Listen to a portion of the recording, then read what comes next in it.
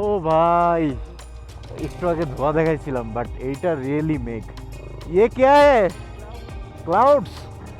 এটা ভাবছিলাম এরকম হবে, আমরা যখন একবার মিরিকে গেছিলাম সিকিমে, সেম এরকম। বাপ রে বাপ, যে ক্লাউডের মধ্যে পড়ছিলাম ওইটা আসলে আনবিলিভেবল ছিল ভাই। ও সুন্দর তো, অনেকগুলা ছাতা। ও, পাকিস্তানের ফ্ল্যাগটা ভালোই লাগতেছে এখানে। ইসলামাবাদ থেকে মাত্র 70-80 কিলোমিটার রাইড করছি, তার মধ্যেই এত সুন্দর সুন্দর জায়গা আছে পাকিস্তানে। তাহলে আসলে আমার 2-3 দিন পরের প্লেসগুলো কেমন হবে সেটা নিয়ে আমি খুবই এক্সাইটেড, এবং আই হোপ আপনারাও অনেক বেশি এক্সাইটেড।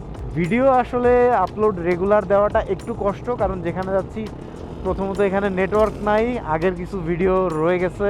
সব মিলিয়ে ওয়াও, সুন্দর সুন্দর বাইক চালাচ্ছে তো লোকজন। সব মিলিয়ে একটু দেরি হবে ভাই, ক্ষমা সুন্দর দৃষ্টিতে দেখবেন। ও মাই গড, হার্লে ডেভিডসন। পাকিস্তানের মানুষ কিন্তু অনেক বড় বড় বাইক চালায়, আবার অনেক ছোট ছোট বাইকও চালায়, মানে দুইটাই আছে। ও ক্লাউডস।